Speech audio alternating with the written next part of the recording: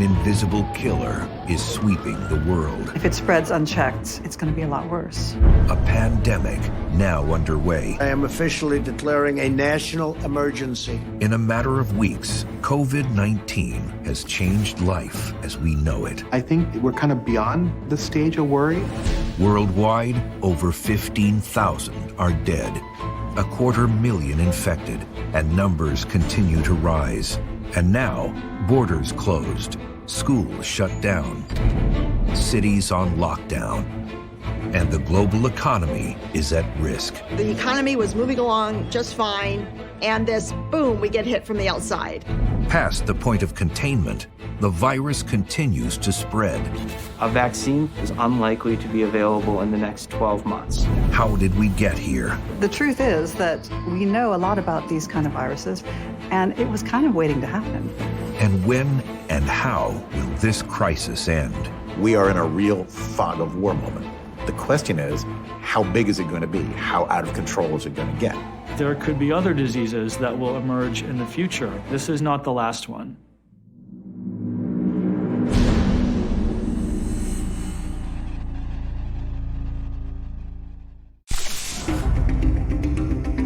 America is in turmoil as a never-before-seen virus, COVID-19, sweeps across the country. All 54 states, territories, and the District of Columbia have declared a state of emergency. As the nation reels from the rapid spread of the disease and the severe measures being undertaken to stop it, a shocking new reality sets in. We are 2 weeks or 3 weeks away from running out of the supplies we need most for our hospitals. It was like drowning on dry land. We direct a statewide order for people to stay at home. COVID-19 is thought to have crept into the U.S. through one man from Seattle just 2 months ago.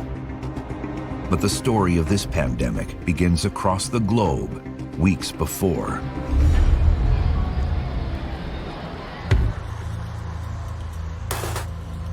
December 19th, 2019, a mysterious disease appears in the Chinese city of Wuhan. With a population of 11 million, the largest city in Hubei province. The first thing we saw a photo that had been posted on Twitter, and it said that there had been a number of cases of atypical pneumonia occurring in that city. A cluster of individuals had presented with severe respiratory distress, and some had died. Local doctors suspect that something is very wrong in the city. When you normally treat 10 cases of pneumonia a week and you're suddenly treating 50, you realize something's going on here. Finding a link between patients is key to unlocking the mystery. 20-something cases had visited the Huanan seafood market, and so it was believed that this particular outbreak had something to do with that market. A new killer is on the loose. An entirely new pathogen, something that's completely unlike anything we've seen before. And the timing couldn't be worse. It's Chinese New Year, the biggest annual celebration in the country. Travelers come and go from all corners of the world, and many of them are, or will soon be, unknowing carriers of a terrifying new disease.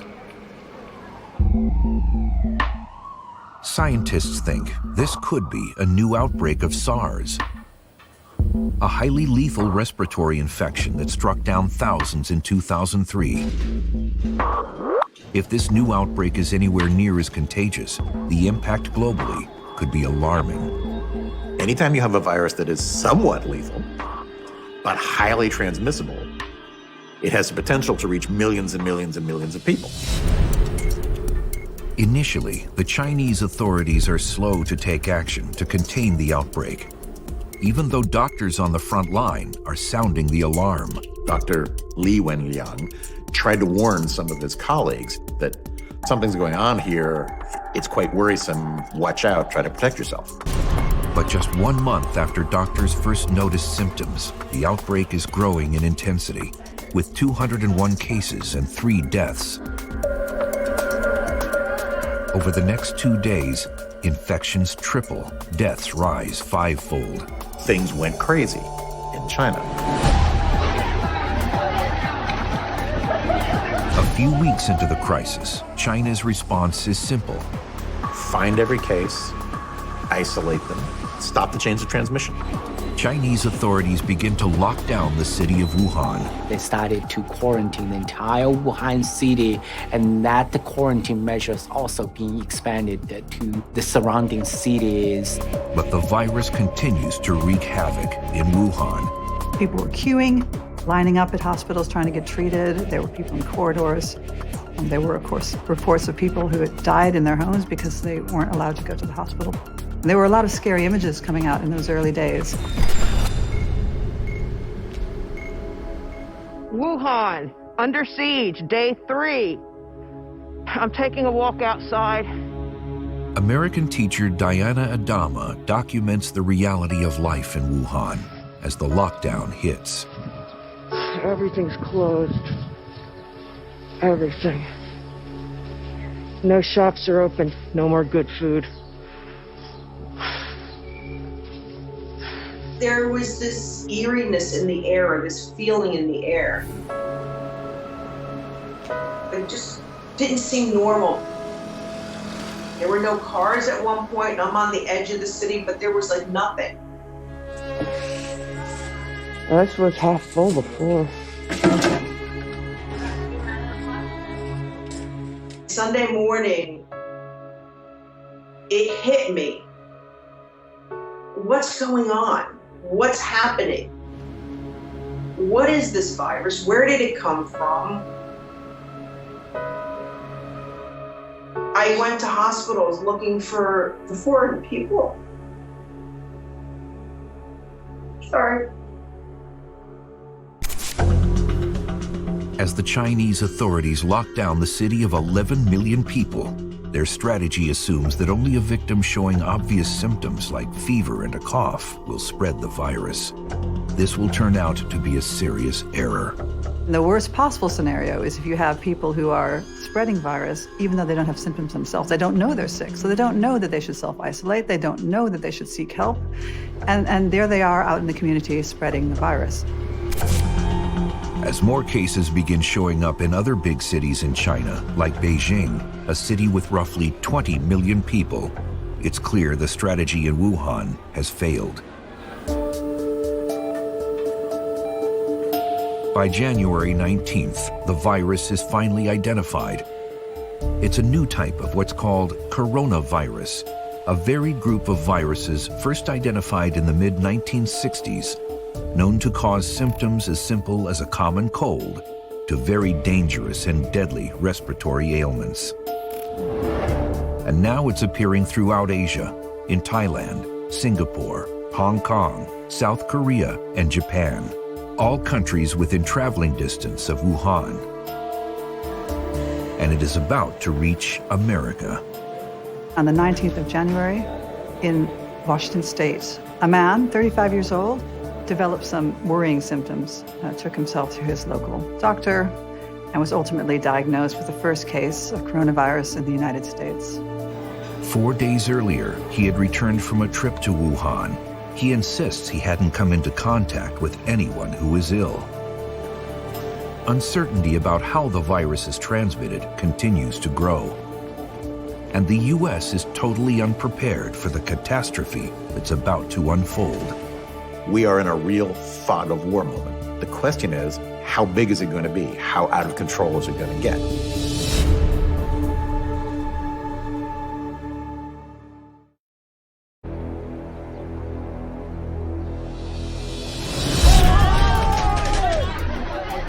The end of January 2020 sees shocking global news. A new coronavirus, referred to as a novel coronavirus as it is unique to its class, has now spread across 4 continents. There are over 1,500 new cases emerging every day, with scientists working 24/7 to figure out what they're dealing with. The World Health Organization declares a global health emergency. The novel coronavirus outbreak is a public health emergency of international concern. How is the virus moving so quickly? An outbreak on a cruise ship shows just how dangerous the virus can be in a dense population.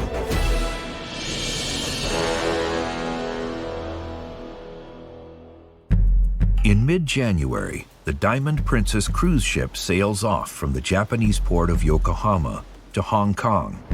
With 2,700 passengers and 1,000 crew members, Rebecca and Kent Frazier from the U.S. are among those sailing on the 14-day voyage, excited for the trip of a lifetime. We're enjoying the ports that we went into. We met a lot of really fun people on board and made some good friends. It was super fun. Another passenger is an 80-year-old man who leaves the boat in Hong Kong 5 days into the journey because he's ill. He is hospitalized and diagnosed with the disease, but the ship is already back at sea. On the advice of Japanese medical professionals, the ship is locked into quarantine for 14 days. They boarded the ship and went door to door, testing everybody's temperature. After 2 days of quarantine, a health screening reveals that Rebecca has the virus. We found out this morning that 41 more people had been tested positive for coronavirus, and come to find out that I was one of those 41 people. Within an hour, she is taken off the ship and placed in an isolation ward at a Japanese hospital. Yeah, fun times. So, anyway, this sucks. It will be a month before Rebecca is given the all clear and allowed to leave the hospital to rejoin her husband, Kent. USA. By the time the quarantine is lifted, a total of 7 people die, and around 700 test positive for the virus.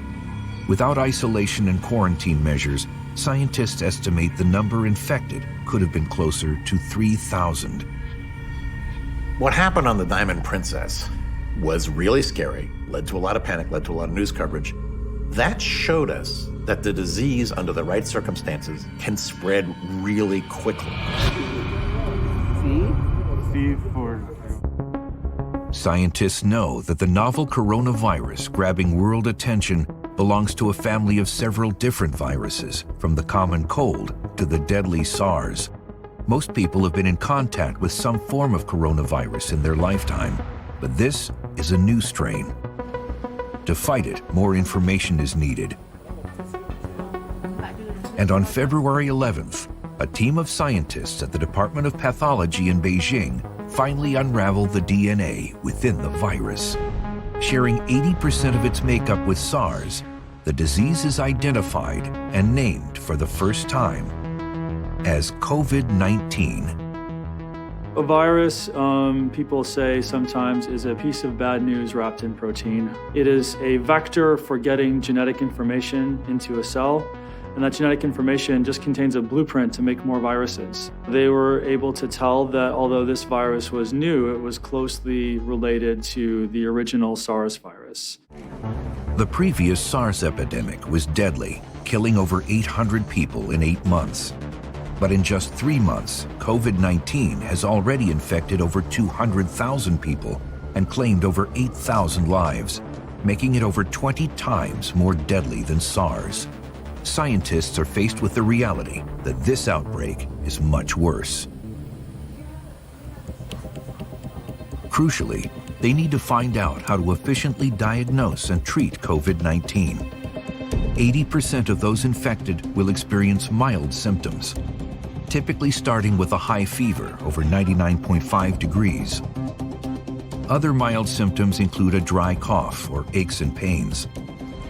But for a few, symptoms can become severe. The way that COVID-19 causes disease is by infecting cells in what we call the lower respiratory system, so into your lungs. And that infection in your lower lungs causes a pneumonia, and that pneumonia makes it very difficult to breathe. Around 1 in 10 need to be put on a respirator in order to survive. those with underlying health conditions and the elderly are most at risk. What's different about this virus is that a much higher percentage of people require hospitalization, and especially among older people, the mortality rate is much higher. Recent statistics from China show that around 65% of their cases were over 40 years old. And so far, 15% of the victims over the age of 80 in China have died. Causes of death from COVID-19 include respiratory collapse, shock, or multiple organ failure. Preventing transmission is key to saving lives. Widespread behavior modifications are crucial. Avoid large crowds. Avoid places where you're going to be in close contact with large numbers of other people. As we touch surfaces and then touch our face, that is how we inoculate ourselves with these viruses. So keeping things clean is definitely helpful. Alcohol, bleach, and even soap can kill it. Wash your hands diligently with soap, right? Protecting yourself is also protecting other people. But research shows that COVID-19 can survive for 24 hours on cardboard and 2 to 3 days on stainless steel and plastic. And despite all efforts, the novel COVID-19 is now spreading faster than we can contain it. The best estimates are that the virus is doubling in numbers within communities in about 6 to 8 days. How wide will it reach? How many lives will be lost? How will this end?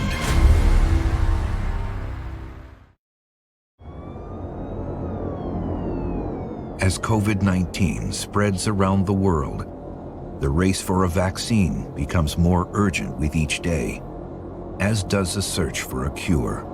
Whenever there is a new virus, there's a lot of unknowns, and those unknowns take time to become knowns. Studying coronavirus, which is spreading explosively and is new, is an enormously difficult task. So far, the virus is untreatable. A patient is only able to recover if their system can overcome the attack it's under. And like many viruses, COVID-19 is a formidable enemy. Respiratory viruses have one aim, that is to get inside a human cell and use it as a factory to make thousands or millions of replacement copies that will then spread onto new cells. So often the cells will literally blow apart as the virus is producing its millions of progeny. With viruses, it's much more challenging because mostly they use our own cells to make more viruses. And so they're using our own cellular machinery. We can't poison that without poisoning ourselves. This is not a bacterial disease. Antibiotics only work against bacteria, so antibiotics will not have any impact on COVID-19. For some in the scientific community, the seriousness of the situation is not a surprise. Truth is that we know a lot about these kind of viruses. We know about the outbreaks, but what we're really lacking is sufficient funding to contain them. And it was kind of waiting to happen. While many governments are slow to respond and coordinate, the international scientific community is not. So in the middle of January, when there started to be a surge of cases in China, I made a phone call to Tom Friedrich and some of my colleagues and said, do you think that we should study COVID-19? Basically, he was just like, yeah, let's do it. If he decided to do it, then I'm in too. And so I said, well, let's start by just collecting expertise, and has led to several groups who are all working together, sharing protocols, sharing ideas of how they're going to study the coronavirus. Scientists collaborate and share real-time research on a global scale like never before. This new virus is unknown territory, and that has them on high alert. There's been really heroic efforts among Chinese clinicians and scientists once they recognized that they were dealing with something new. Chinese scientists not only sequenced the virus, but they made those sequences publicly available so that scientists in the US and elsewhere could begin working on developing kits for diagnostics, can begin studying the virus and trying to understand it. And there's some beautiful data out there tracking the gene sequences of COVID-19 viruses from across the world in real time.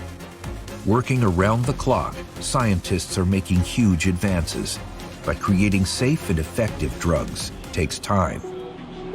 There's been a lot of confusion about the timeline for vaccine availability. And I think part of that has to do with the steps involved in making a vaccine. People are working in labs now to generate possible vaccines that we will then need to test. But there's a long road between that initial safety testing and you and me being able to go to the doctor and get a COVID-19 vaccine. A vaccine for this virus is unlikely to be available in the next 12 months. What that means is these other sorts of preparedness measures need to be put into place because we're not going to have a vaccine. And so expecting this to be like the movie Contagion is simply unrealistic.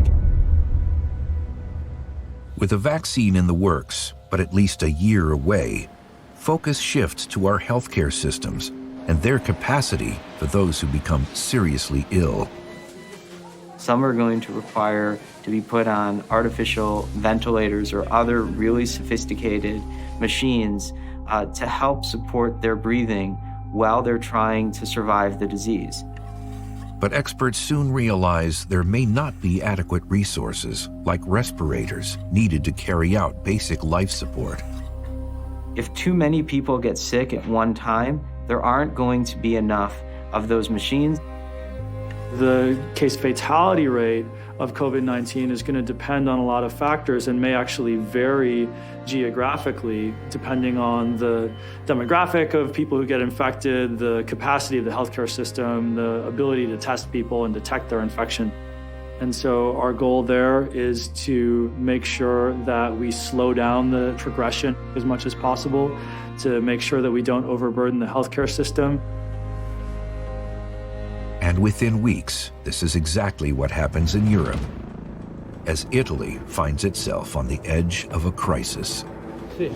Nella giornata di ieri è stato trasferito nel nostro istituto dalla struttura dedicata della città militare della Cecchignola un cittadino italiano di sesso maschile risultato già positivo al test di screening per nuovo coronavirus. I think this is an important reminder that we live in an interconnected world where viruses that emerge anywhere in the world can be a threat to the entire world. With COVID-19 seemingly spreading across the world, a once distant viral outbreak is getting closer to our shores.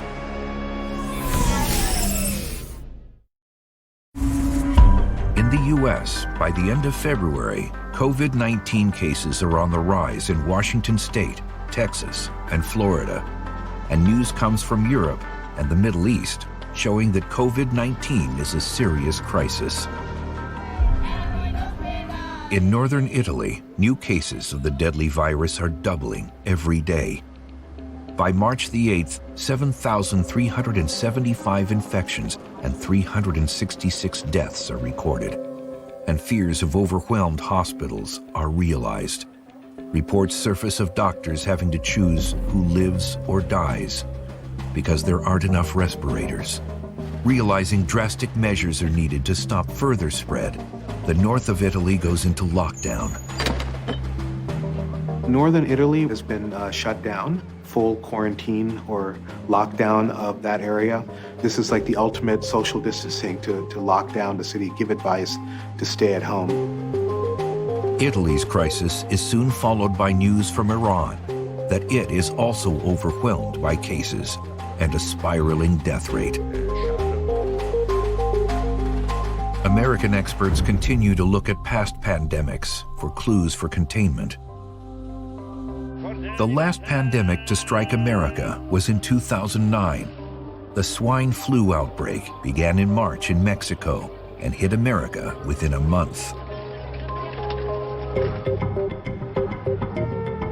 It infected 60 million U.S. citizens, put 250,000 people in the hospital, and killed 12,000. When we had the 2009 outbreak, that virus was highly contagious and went through the globe very, very quickly, but it didn't cause severe disease in very many people. So in a sense, COVID-19 is blending the transmissibility of that flu with the severity of SARS.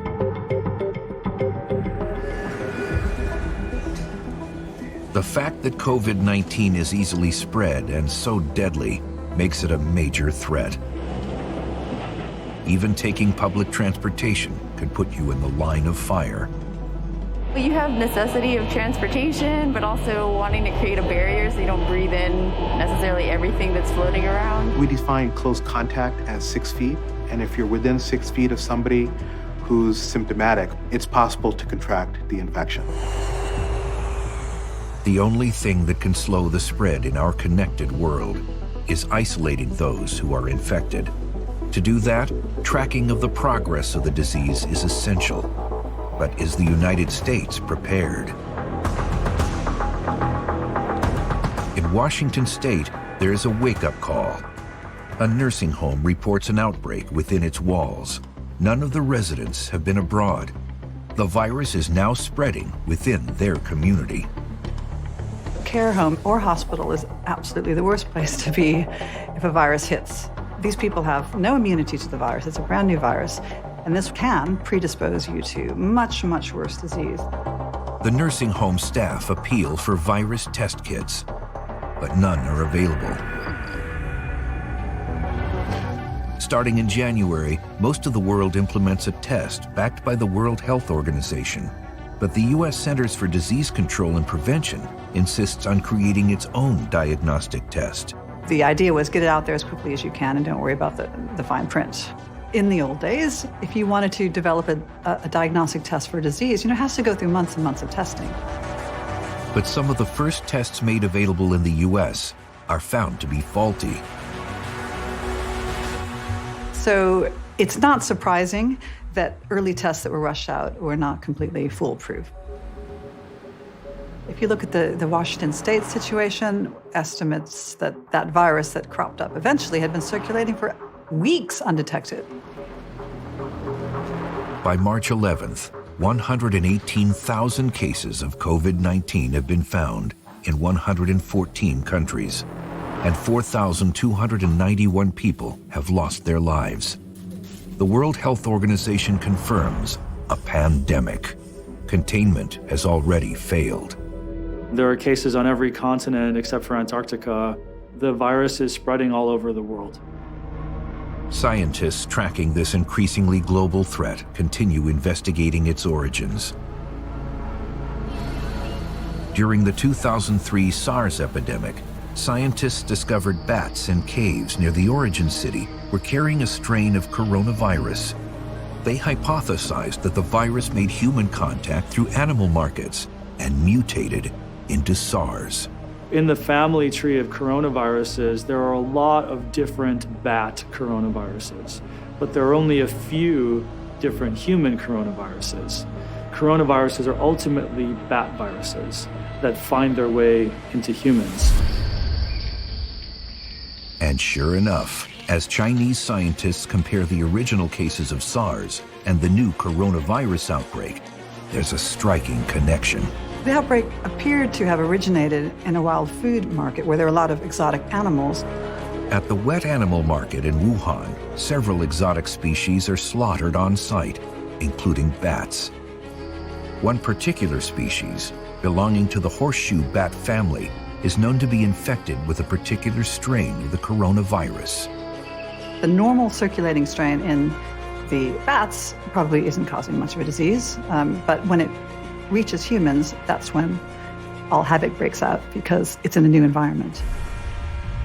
It's not uncommon for a virus to cross between species. Over half of the world's known infectious diseases spread from animals to humans.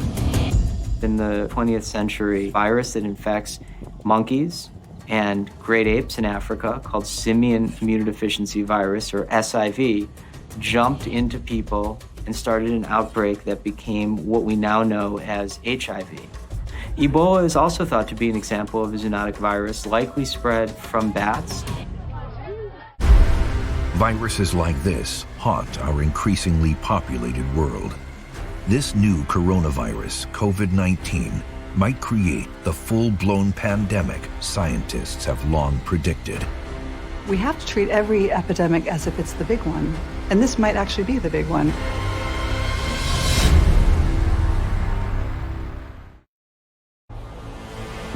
By early March, it's clear that international efforts to stop the spread of the deadly COVID-19 virus have failed.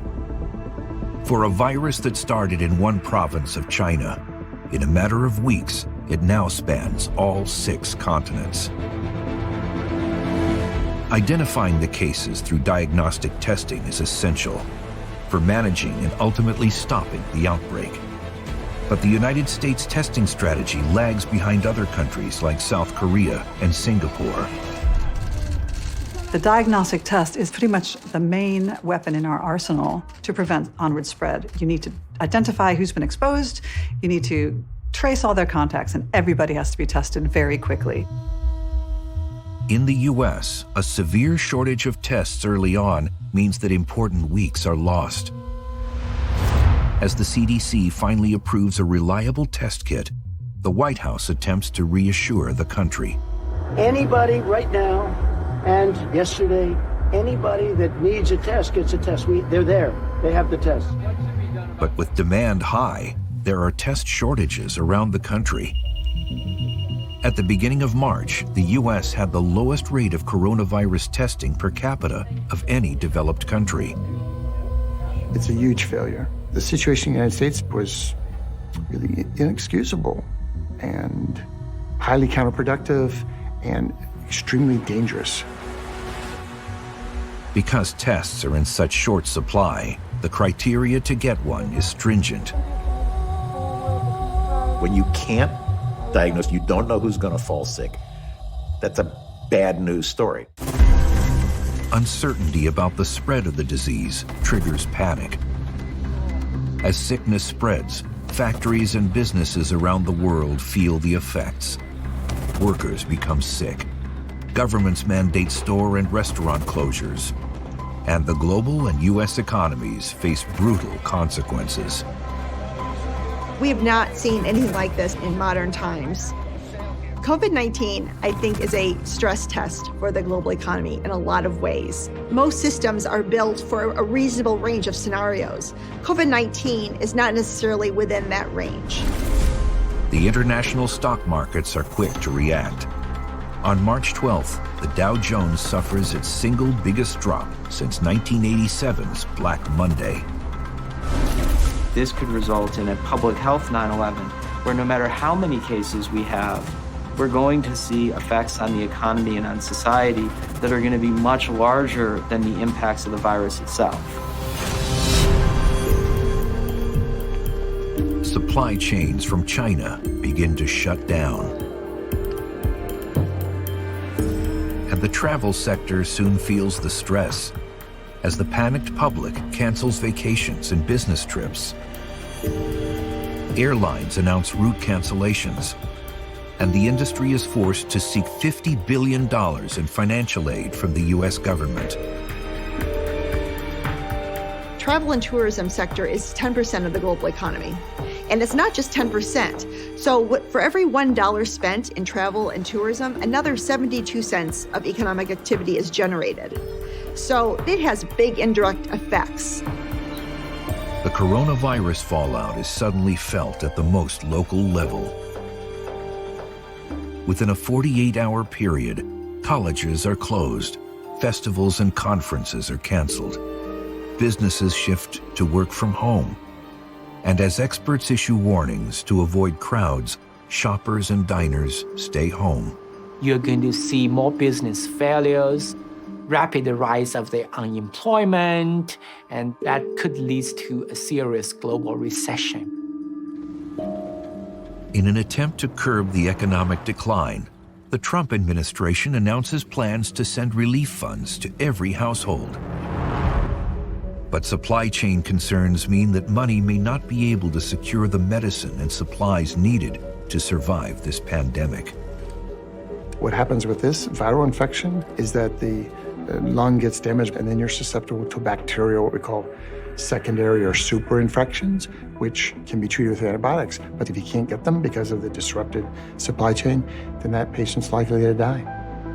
U.S. pharmaceutical firms, they don't have more than like 3 or 4 months of supply, in terms of stock.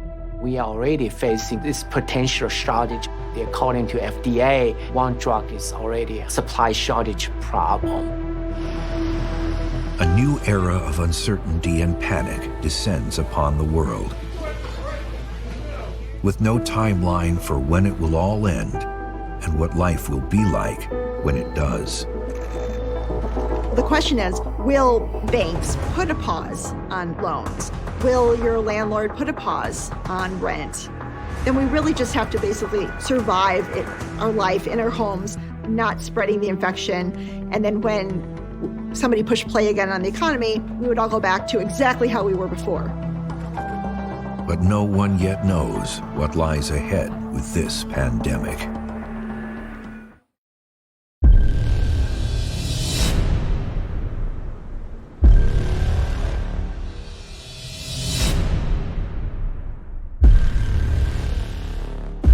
By mid-March 2020, the entire world is reeling from the impact of COVID-19. The news seems to get worse every day. I think that it would be a mistake to think that whatever happens in our country and the rest of the world, that it will be over in a couple of weeks. Is it too late to prevent the virus from running its course? It's going to take a while for people to resign to the fact that we are now living with a new strain of a virus that we don't have a vaccine for yet. Efforts to contain the virus thus far seem to have failed.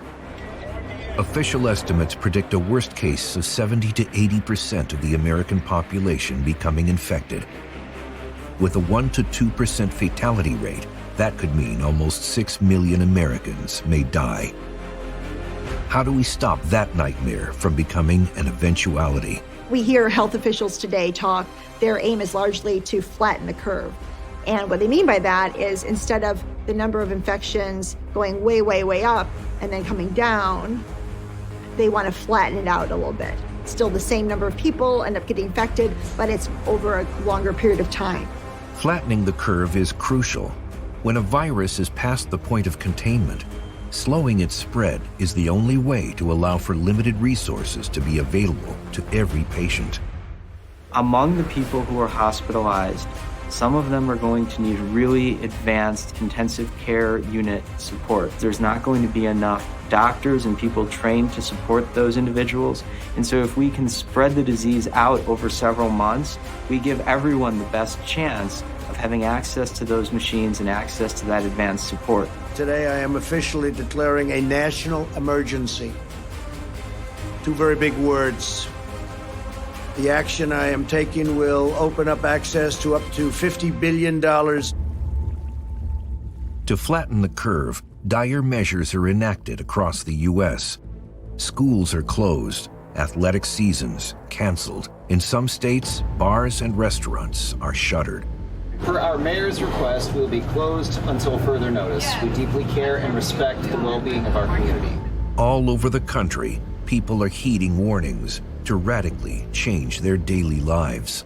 We live in a free society. The government can encourage you to social distance. They can encourage you not to participate in large gatherings, but ultimately it's up to the individual. The search for a vaccine and cure is ongoing, with estimates of 12 to 18 months until it is available. But by then, how much damage will be done? The outbreak in the United States surely will get worse. I think we're kind of beyond the stage of worry. We need to be prepared at least that we are going to have a large number of infections. We are going to have a sizable number of people who die of this, and that this is something that we are going to be talking about a decade or 2 from now. Scientists and medical doctors are doing everything they can, and there's a glimmer of hope. Drugs developed to treat other deadly viruses could offer promise in the treatment of COVID-19. There's been interest in repurposing remdesivir, which was initially developed for Ebola virus. It does appear to be having some promising effects. There are now some clinical trials gearing up. There's some in China, there's one in Nebraska. Once the virus penetrates a host cell, it is able to replicate itself over and over again. The virus's ability to replicate could also be the key to shutting it down.